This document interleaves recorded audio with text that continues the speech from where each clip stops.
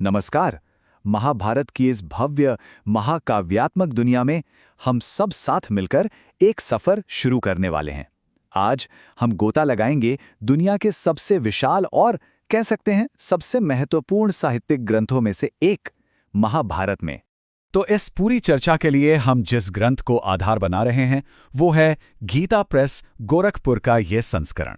यही वो किताब है जो इस महाकाव्य की गहराई और विशालता को समझने में हमारी मदद करेगी। जरा सोचिए, क्या हो अगर दुनिया की सबसे लंबी कविता में ही फिलॉसफी, इतिहास और इंसान के स्वभाव से जुड़े सारे राज छिपे हों। यही वो सवाल है जो हमें सीधा महाभारत के दिल में ले जाता है। ये सिर्फ एक कहानी नहीं है, ये तो ज्ञान का एक ऐसा महासागर है जो आज भी उतना ही गहरा है। तो फिर देर किस बात की, चलिए इस कथाओं के महासागर में एक डुबकी लगाते हैं और शुरुआत करते हैं ये समझने से कि ये ग्रंथ आखिर इतना विशाल और इतना जरूरी क्यों है। देखिए, खुद भगवान वेदव्यास ने क्या कहा है कि इस महाभारत में वेदों के रहस्य हैं। ये इतिहास भी है और पुराण भी, और सबसे बड़ी बात, ये पांचवा वेद है। मतलब ये सिर्फ एक कहानी से कहीं कहीं ज्यादा बढ़कर है। इसे भारतीय संस्कृति की नींव माना जाता है। ये समझिए कि ये एक किताब नहीं बल्कि एक पूरी सभ्यता का ज्ञान कोश है। और ये नंबर 1,02,17, ये क्या है? ये है कुल श्लोकों की संख्या, सिर्फ इसी एक संस्करण में।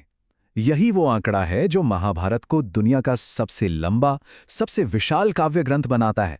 जबरदस्त है ना? अच्छा, अब सवाल ये उठता है कि इतने बड़े ग्रंथ को आखिर कोई पढ़े तो पढ़े कैसे, कहां से शुरू करें? तो चलिए पहले इसके शानदार स्ट्रक्चर, इसकी बनावट को समझते हैं। देखिए, इसकी बनावट बहुत ही व्यवस्थित है। पूरी महाभारत को 18 बड़ी बड़ी किताबों में बांटा गया है, जिन्हें कहते हैं पर्व। फिर हर पर्व के अंदर हैं उपपर्व और उनके अंदर अध्याय।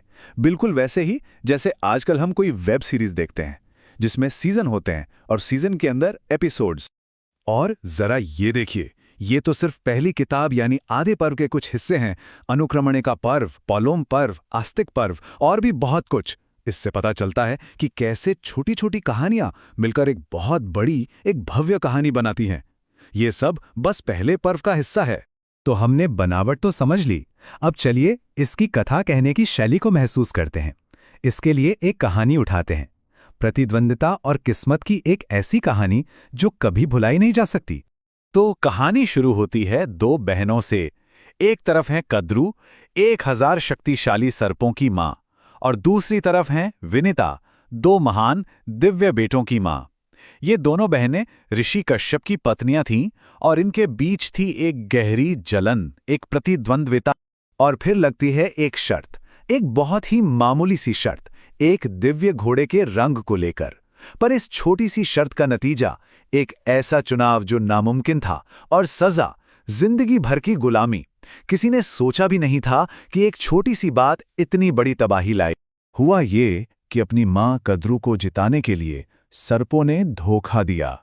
उन्होंने घोड़े की सफेद पूंछ को अपने शरीर से ढक लिया ताकि वो काली दिखे, और बस इसी धोखे की वजह से विनीता शर्त हार गईं और अपनी ही बहन की दासी बन गईं। लेकिन इसी गुलामी के अंधेरे में एक नायक का जन्म होता है, विनीता का बेटा, महाशक्तिशाली गरुड़। अपनी मां को इस हाल में देखकर वो एक प्रतिज्ञा लेता है कि वो अपनी मां को आजाद कराएगा, और इसके लिए वो देवताओं से भी लड़ने को तैयार है ताकि वो अमरता का अमृत ला सके और अपनी मां को छुड़ा सके। ये कहानी गरुड़ और सर्पों की, ये सिर्फ एक कहानी नहीं है, ये तो उस बड़े संघर्ष का बीज है जो पूरे महाभारत को जन्म देगा। एक ऐसा संघर्ष जो पीढ़ियों तक चलने वाला था। और यहीं से कहानी पहुंचती है हस्तिनापुर के उत्तराधिकारियों तक। शाही परिवार की 2 शाखाएं, एक तरफ पांडव और दूसरी तरफ कौरव। ये चचेरे भाई हैं और इनके बीच हस्तिनापुर के सिंहासन के लिए जो संघर्ष है वही महाभारत के महायुद्ध की असली वजह बनता है। और ये तनाव कोई एक दिन में नहीं बढ़ा। देखिए कैसे ये धीरे धीरे युद्ध तक पहुंचा। बचपन में राजकुमारों के प्रशिक्षण से ही प्रतिद्वंदिता शुरू हो गई थी। फिर लाक्षागृह में पांडवों को जिंदा जलाने की कोशिश हुई। उसके बाद द्रौपदी के स्वयंवर में इस बंटवारे को और गहरा कर दिया। और आखिर में वो चौसर का खेल, जिसमें पांडव अपना सब कुछ हार गए और उन्हें वनवास जाना पड़ा। इसके बाद तो युद्ध के अलावा कोई रास्ता ही नहीं बचा था। और अंत में महाभारत हमें एक बहुत गहरे सवाल के साथ छोड़ जाता है। सोचिए, जब एक पारिवारिक झगड़े में देवता और इंसान सब अपनी अपनी तरफ चुन लें, तो फिर सच में सही क्या है? जब धर्म, कर्तव्य और न्याय की लकीरें ही धुंधली पड़ जाएं, तो सही और गलत का फैसला आखिर कैसे होगा?